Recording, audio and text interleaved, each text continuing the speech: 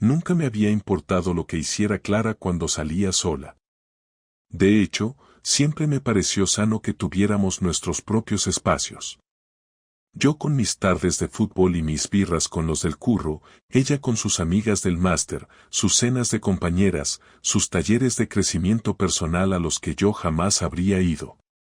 Pero un día, sin buscar nada, vi algo que no encajaba. Y no fue un mensaje, ni una foto. Fue una reserva. Era sábado por la mañana, uno de esos días en los que uno no se quiere levantar de la cama ni aunque le paguen. Clara se había ido temprano a su retiro de meditación urbana, así lo llamaba, en el centro de Madrid. Yo me quedé en casa, desayunando con calma y dándole vueltas a si cambiaba la arena del gato o no, y en eso, me acordé de que quería invitarla a cenar al sitio ese nuevo, el de tapas fusión en Malasaña, Múrmura. Busqué el restaurante en Google para ver si había hueco. Entré en su web, elegí fecha, hora, y justo cuando iba a reservar, vi algo que me dejó seco. Arriba del todo, en letras pequeñas, ya tienes una reserva para esta fecha, realizada con este correo, clara.ruiz84@gmail.com. Me quedé mirando la pantalla como un tonto. ¿Clara había reservado ya en este sitio? ¿Y no me había dicho nada? Bueno, podía ser para otra cosa. Quizá con alguna amiga. Aún así, sentí una punzada. Por puro instinto, hice clic en ver reserva. 20:30, mesa para 2. Nombre, Clara Ruiz. Teléfono el suyo. Comentario adicional, una mesa tranquila, si puede ser en el rincón del fondo. No sé por qué, pero esa frase me jodió. Tranquila. En el rincón del fondo. ¿Para qué quieres esconderte en un restaurante que lleva abierto 2 semanas? Y ahí empezó todo. No era un mensaje, no era una foto comprometedora. Era una cena. Una cena que claramente no era conmigo. No dije nada ese día. Ni al siguiente. Me hice el loco, me inventé que tenía una reunión por la tarde y que me iba a quedar trabajando en la oficina. Clara no sospechó nada. Se vistió más de lo normal para una cena de amigas. Llevaba ese perfume que usa cuando quiere impresionar, el caro. Y no se lo puso en las muñecas, como siempre. Se lo echó detrás de las orejas, en el escote. Sí, me fijé en todo. A las 8:30 exactas, salí de casa con el corazón en la garganta. No sabía si estaba siendo paranoico o si estaba a punto de ver algo que me cambiaría la vida. Caminé hasta Múrmura como si fuera a mi propia ejecución.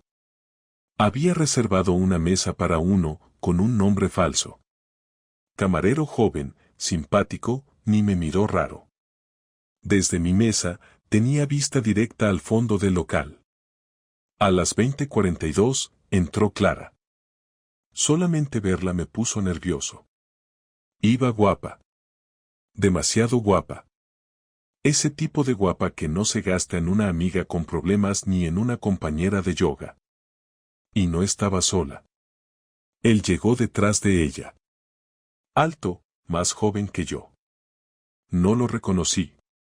Ningún amigo común. Ningún ex que recordara. Vestía informal, pero bien. Se reían, hablaban bajito. Y cuando se sentaron, ella se puso del lado que no daba a la puerta. Él se sentó de espaldas al resto. Tal como había pedido en la reserva. En ese momento, no necesitaba pruebas. No necesitaba un detective, ni mirar su móvil. Lo tenía todo delante de mí. No eran amigos. No eran primos. No estaban hablando de trabajo. Estaban coqueteando. Clara tenía esa sonrisa que ya no me dedicaba a mí desde hacía meses. Él le tocó la mano cuando trajeron el vino. Ella no se apartó. Me terminé la cerveza de un trago y me fui sin pagar. Dejé un billete en la mesa y salí antes de que me vieran. No sé cómo caminé las 3 manzanas hasta mi casa. No sentía las piernas. Todo mi cuerpo era un único nudo en el pecho. No lloré. No esa noche. Solo me senté en la cocina, mirando la nevera. Gordo, el gato, vino a restregarse contra mi pierna. Le acaricié la cabeza sin pensar. Era lo único que me quedaba. Gordo y una sensación de haber sido sacado de mi propia vida. No podía dormir. La cabeza me daba vueltas. ¿Qué hacía ahora? ¿La enfrentaba? ¿Le decía que lo vi todo? ¿Le esperaba con las maletas hechas o me iba yo? A las 12:30, Clara volvió. Entró como si nada. Se desmaquilló en el baño, se puso el pijama de franela y me dijo: ¿Estás bien? Te noto raro. No le respondí. Solo asentí. Me metí en la cama de espaldas a ella. En ese momento decidí que no iba a decir nada. Aún no. Iba a dejar que se ahorcara sola con sus mentiras. Porque si había tenido los ovarios de mirarme a la cara después de lo que hizo, yo también podía jugar al mismo juego. Durante los días siguientes, no pasó nada nuevo en apariencia, pero todo era diferente para mí. La casa era la misma, Clara se comportaba con normalidad, cocinábamos juntos, hablábamos de cosas sin importancia, incluso reíamos de vez en cuando, pero cada vez que la miraba veía esa imagen suya entrando al restaurante con el otro tipo. No le pregunté nada. No hice comentarios. No mencioné el restaurante, ni la reserva, ni el vino, ni las risas que compartió con él mientras yo los miraba como un idiota desde el otro lado del local.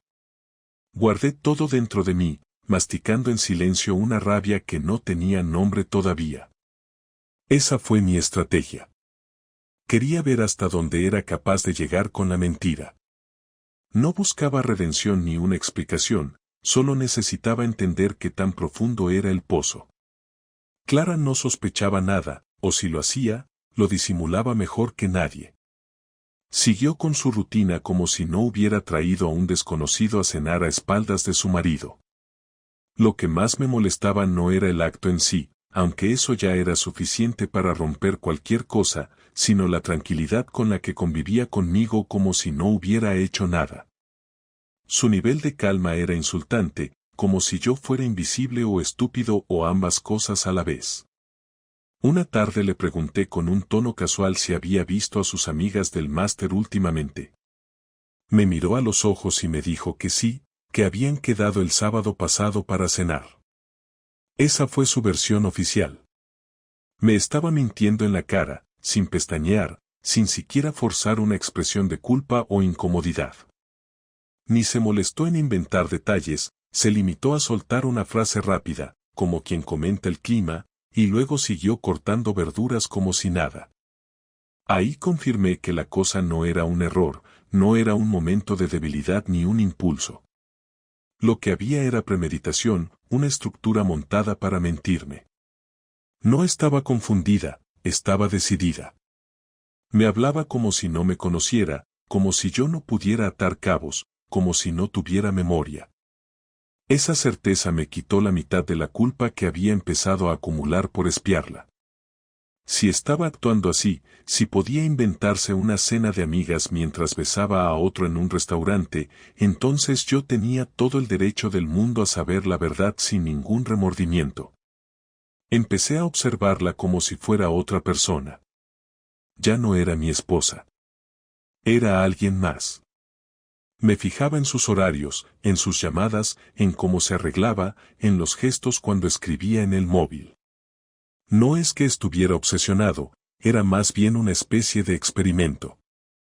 Ella pensaba que podía seguir como si nada, y yo me propuse no permitirlo, pero sin romper nada todavía. Quería que se descubriera sola. Una mañana, antes de irse al trabajo, me dijo que esa semana iba a estar complicada, que probablemente haría horas extras porque estaban cerrando un proyecto importante. No sonó extraño, su trabajo es impredecible a veces, así que no dije nada. Pero no me lo creí ni un segundo. El viernes, cuando me dijo que saldría tarde, ya tenía el día planeado. No fui a trabajar, avisé que tenía un asunto personal y pasé la mañana preparando todo. Busqué en el navegador del portátil que usamos ambos y encontré lo que necesitaba. Una búsqueda reciente, mejores bares románticos en Madrid Centro. Esa fue la primera pista.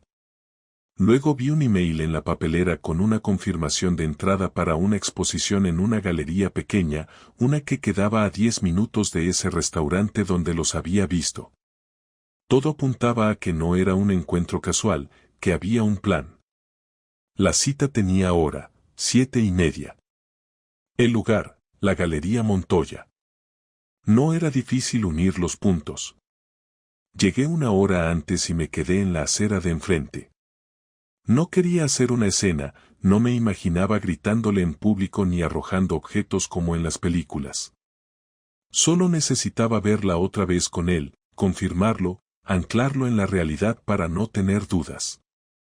Y ahí estaba. A las 7:22, apareció Clara caminando rápido, sola, con el pelo suelto y el mismo abrigo que usó en la cena anterior. 3 minutos después llegó él. Caminaron juntos, se saludaron con 2 besos y entraron como si fueran una pareja cualquiera. Ni siquiera miraban alrededor. Era evidente que se sentían cómodos. Esa fue la segunda vez que algo dentro de mí se rompió. La primera fue en el restaurante. Pero esto fue distinto. En el restaurante aún podía engañarme un poco, pensar que era un error, un impulso, una distracción. Pero lo de ahora no. Esto era una cita. Clara había mentido para ver a otro tipo con el que tenía una relación. Ahí me di cuenta de que no solo estaba engañándome a mí, se estaba construyendo una vida paralela. Volví a casa caminando sin prisa. No quería pensar en lo que había visto, quería procesarlo en frío, tomar decisiones con la cabeza clara. Pero no pude evitar imaginar cómo sería la conversación cuando la confrontara.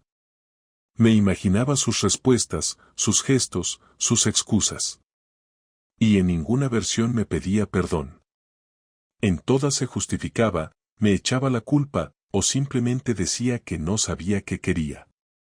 Así que decidí que no iba a decir nada aún. No esa noche. No de esa forma. Cuando volvió, ya pasada la medianoche, me desperté del sofá donde me había hecho el dormido. Me dio un beso en la frente, como siempre, y se metió en la ducha. Desde el salón escuchaba el ruido del agua. Y ahí me dije que no iba a permitir que siguiera tratándome como un imbécil. El sábado sería el día. La iba a sentar. Sin gritos. Sin rodeos. Iba a dejar que hablara. Iba a escuchar todo. Y después iba a hacer lo que tenía que hacer. El sábado amaneció con una normalidad casi ofensiva. Clara se levantó antes que yo, hizo café, puso música baja y empezó a ordenar la casa como si fuera un día cualquiera, como si no hubiera pasado nada raro en las últimas semanas, como si yo no la hubiera visto entrar 2 veces con otro hombre a sitios donde jamás me había llevado a mí. Yo me quedé en la cama escuchando sus pasos, cada cajón que abría, cada objeto que movía, sintiendo cómo se me iba acumulando algo en el pecho que no era solo rabia, sino una mezcla incómoda de decepción y cansancio. No tenía ganas de hacer un drama, pero tampoco estaba dispuesto a seguir fingiendo que no sabía nada. Me levanté, me duché despacio y me vestí sin decir una palabra. Cuando entré en la cocina, Clara me sonrió con esa sonrisa automática que había perfeccionado últimamente y me preguntó si quería café. Le dije que sí, con un tono tranquilo que ni yo mismo reconocí. Nos sentamos frente a frente, cada uno con su taza, sin móviles, sin ruido, sin distracciones. La miré durante unos segundos antes de hablar, porque quería ver su cara, quería memorizarla, quería saber si en algún punto iba a romperse antes de que yo dijera nada. No pasó. Seguía tranquila. Demasiado tranquila. Entonces le dije que teníamos que hablar, sin levantar la voz, sin dramatismo, solo dejando caer la frase en la mesa como quien deja un objeto pesado que ya no puede ignorarse. Clara suspiró, dejó la taza y me preguntó de qué se trataba, con un gesto que mezclaba fastidio y prevención.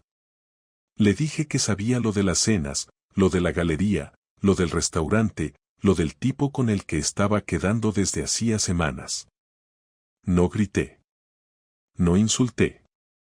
Simplemente enumeré hechos. Fechas, lugares, horarios. No le di espacio para fingir sorpresa.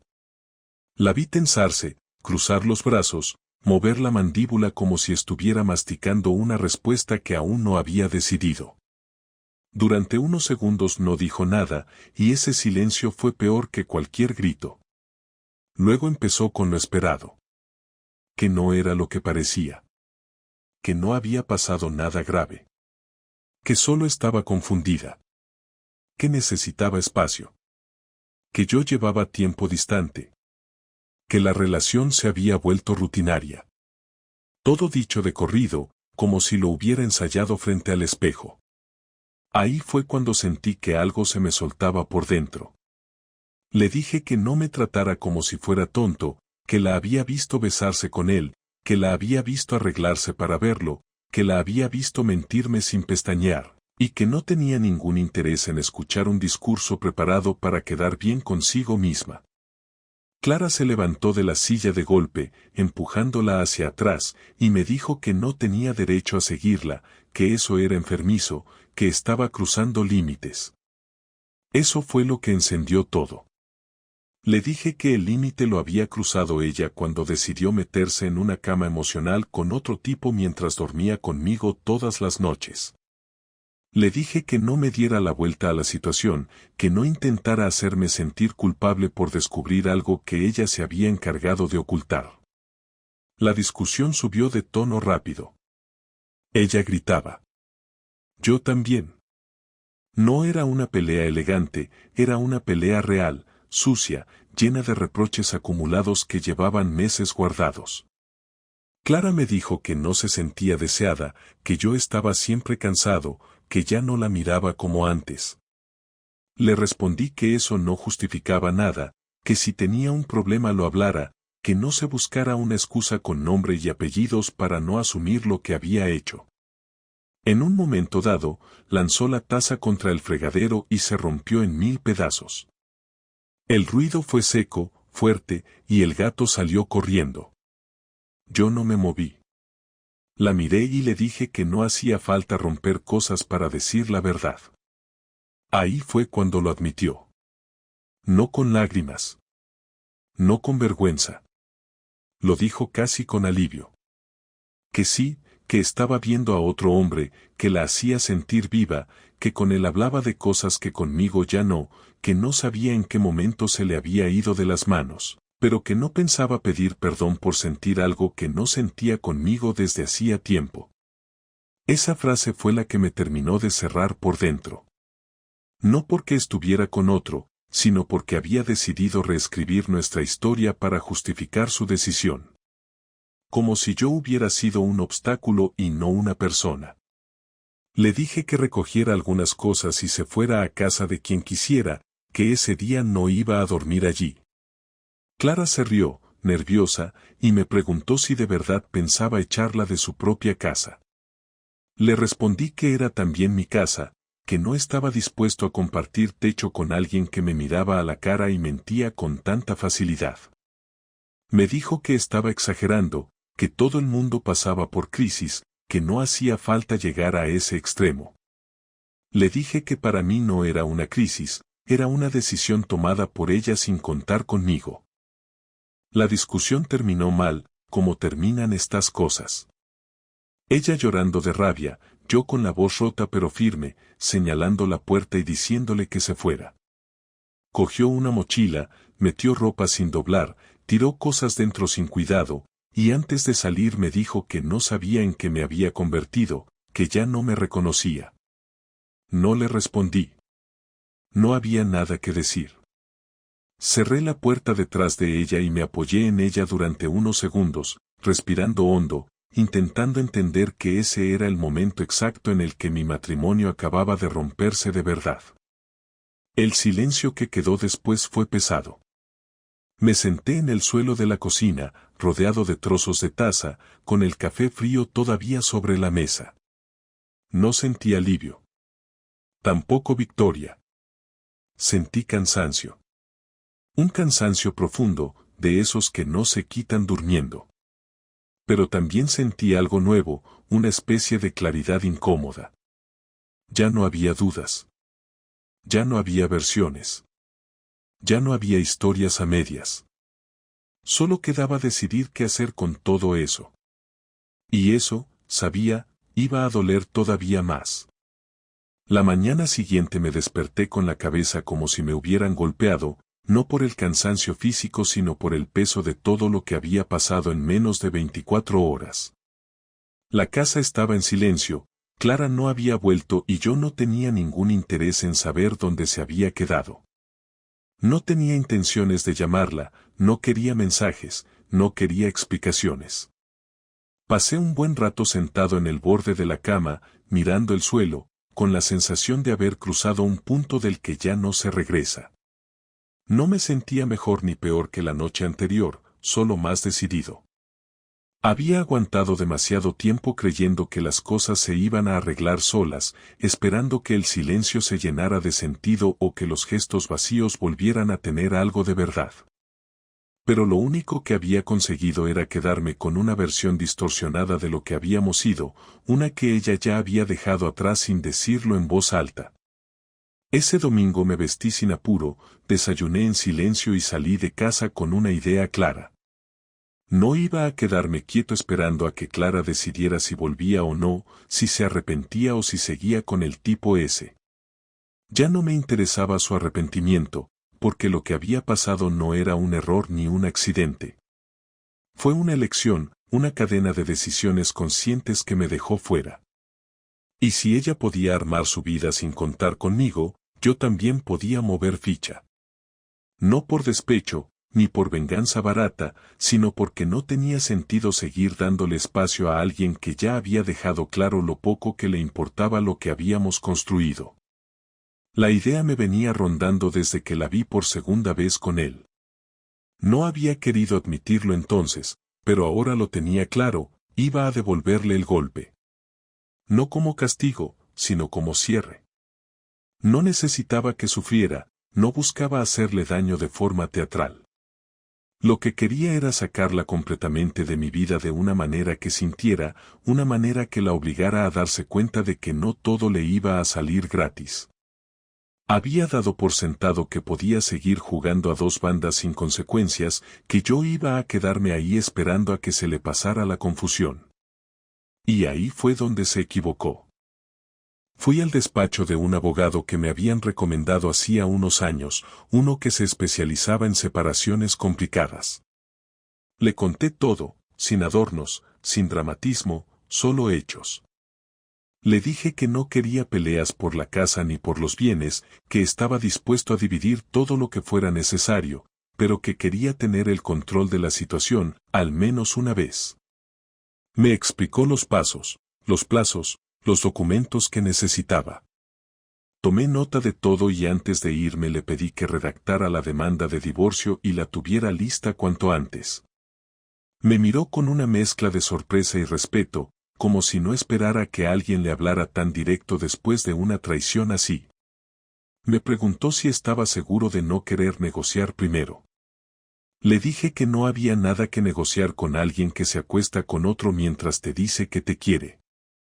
Esa misma tarde, mientras Clara seguía sin aparecer, pasé por una copistería e imprimí varias fotos que tenía guardadas en el móvil.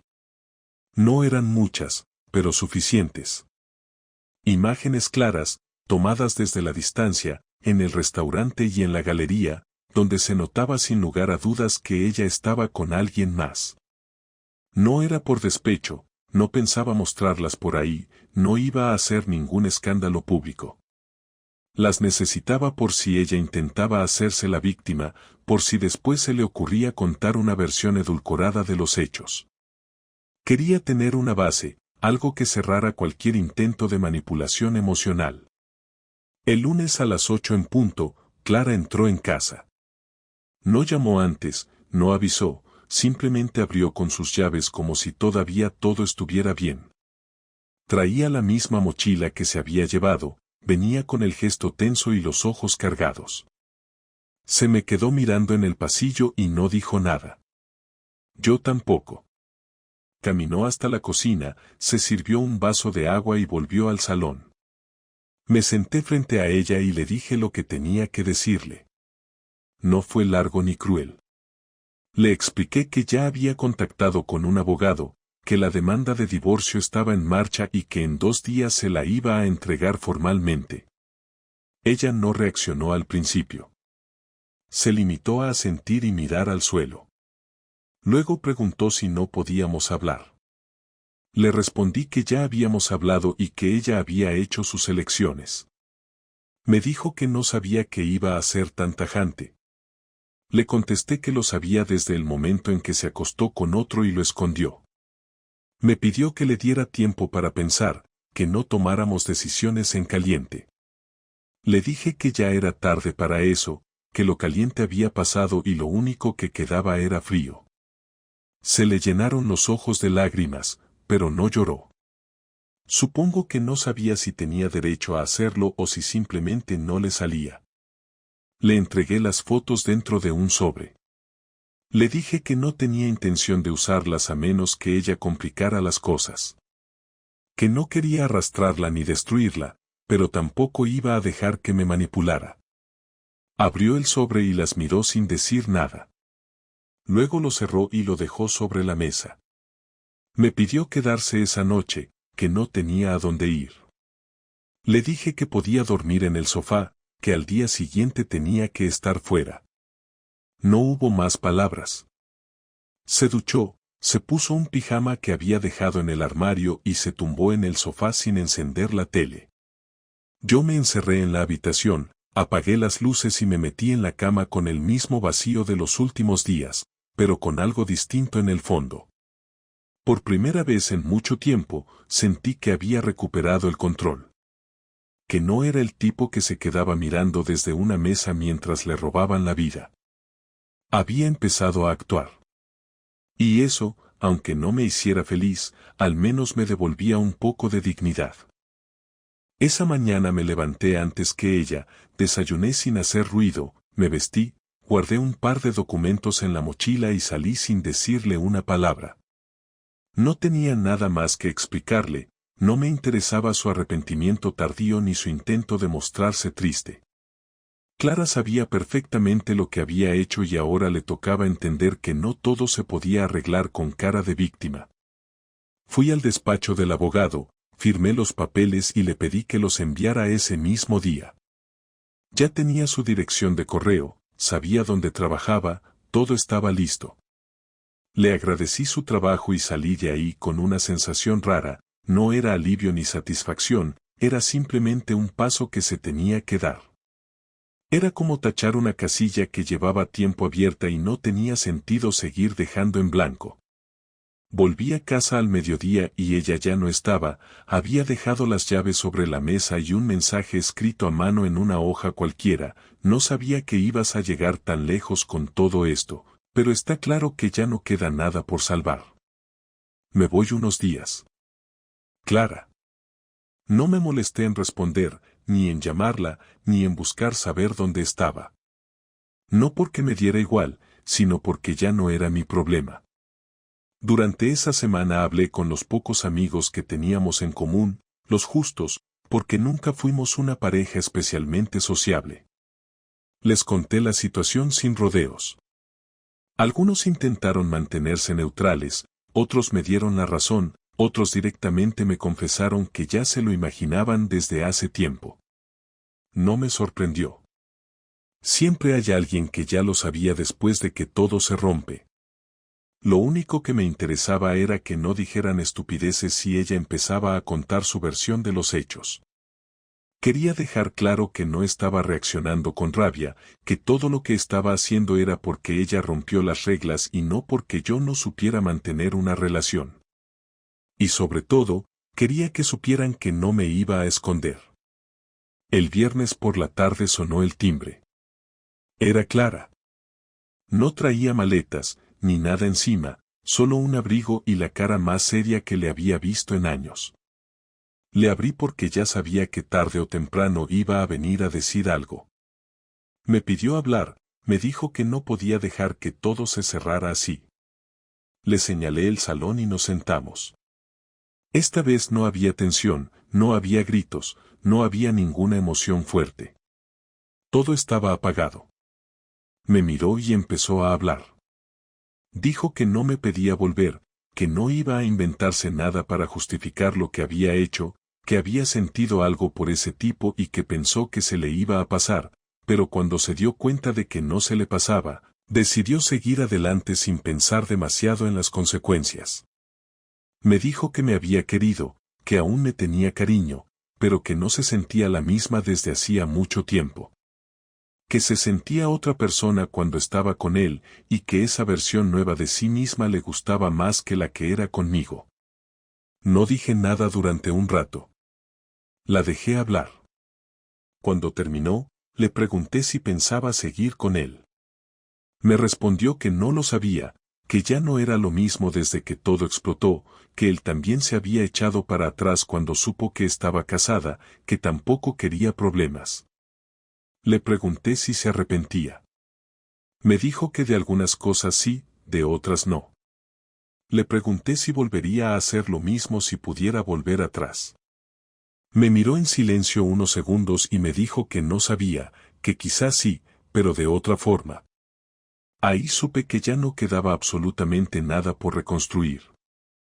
Le dije que no necesitaba que me explicara nada más, que lo único que quería era cerrar este capítulo sin más daño, que ella podía quedarse con lo que le correspondiera legalmente, que no iba a bloquearle nada, pero que prefería no volver a verla si no era estrictamente necesario. Ella asintió. Me pidió que la dejara entrar un día para recoger el resto de sus cosas. Le dije que eligiera uno y que me avisara, que yo no iba a estar en casa ese día. Me dio las gracias como si estuviéramos haciendo un trato comercial.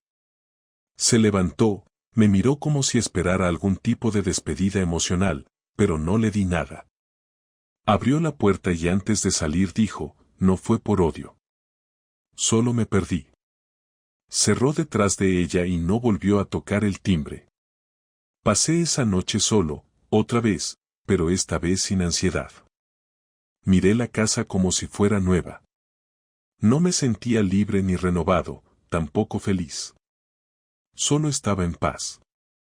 Sabía que todo lo que había hecho, lo había hecho por respeto a mí mismo. No me fui corriendo, no la enfrenté con insultos, no la expuse ante todo el mundo.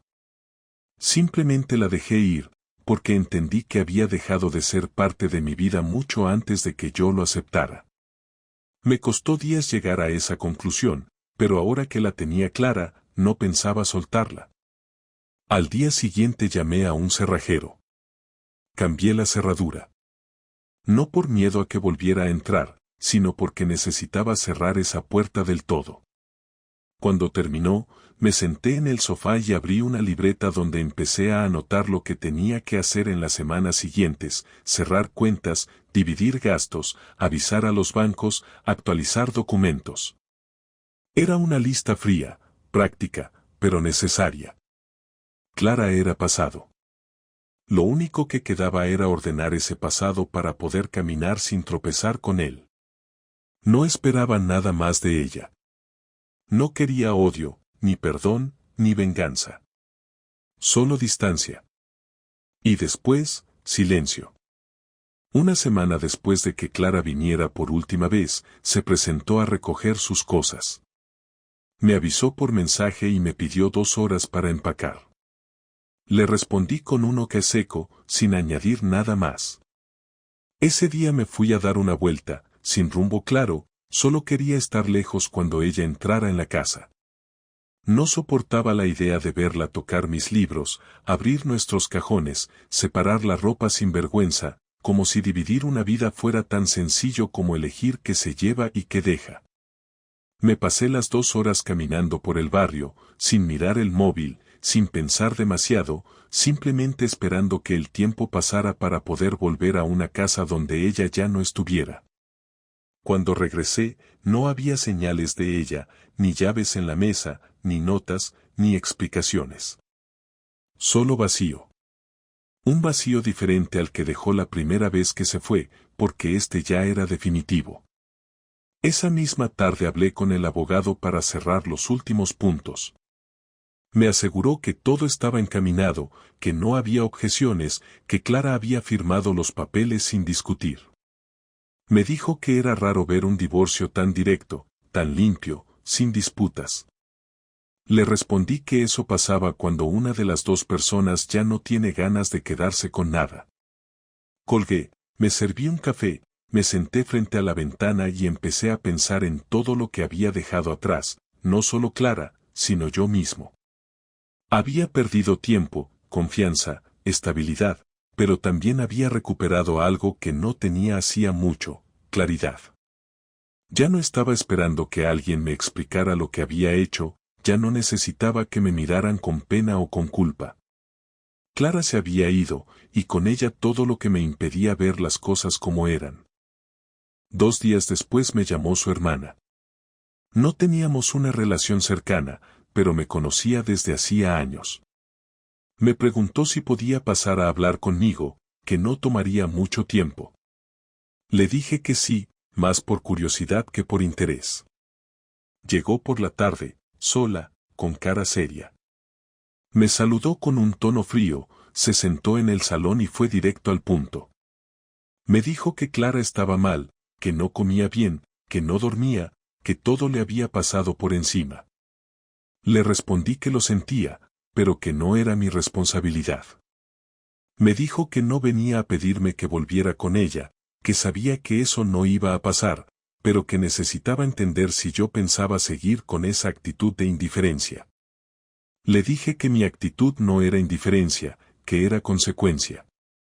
Que yo no estaba actuando por orgullo, sino por respeto a mí mismo. Me pidió que le diera algún cierre, que al menos hablara con ella una última vez para que pudiera soltar todo lo que no dijo. Le dije que no sabía si eso me servía de algo, pero que podía hacerlo. No por Clara, ni por su hermana, sino por mí. Para cerrar la historia del todo. Nos encontramos el domingo siguiente en una cafetería del centro. Llegó puntual, vestida como alguien que no quiere llamar la atención.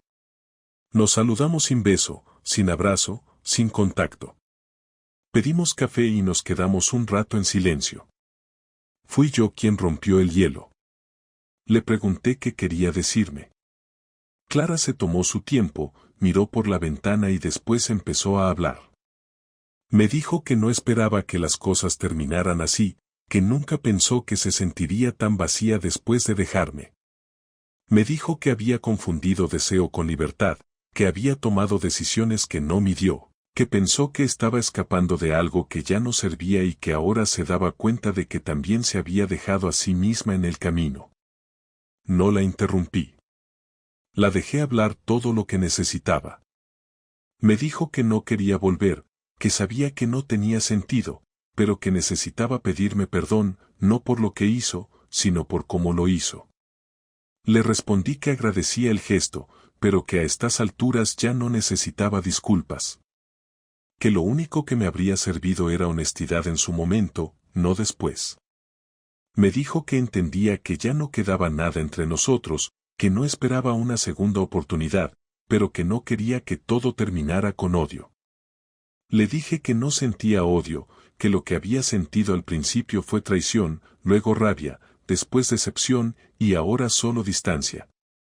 Que no quería destruirla, que no iba a hablar mal de ella, que no iba a usar nuestras historias como munición. Que para mí, todo eso ya estaba archivado. Le pedí que hiciera lo mismo, que no usara nuestra historia como excusa para sus decisiones. Que no me pusiera como el culpable de sus vacíos. Me miró con los ojos húmedos, pero no lloró. Me dijo que eso era lo más justo que alguien le había dicho desde que todo pasó. Le respondí que lo justo habría sido que no me mintiera, pero que eso ya estaba hecho. Terminamos el café en silencio. Ella se levantó, me dio la mano, y se fue. No la seguí con la mirada. No pensé en ella caminando por la calle, no me pregunté a dónde iba, ni si tenía a alguien esperándola. Me quedé ahí sentado unos minutos más, mirando mi taza vacía, sintiendo por primera vez en semanas que no me faltaba nada. Cuando salí, empecé a caminar sin destino claro, pero esta vez sin peso encima. No tenía planes, no tenía certezas, pero tenía algo que no había sentido en mucho tiempo: paz. No porque todo hubiera salido bien, sino porque había salido como tenía que salir. Sin dramatismos, sin espectáculo, solo con la verdad sobre la mesa y cada uno por su lado. Y eso era suficiente.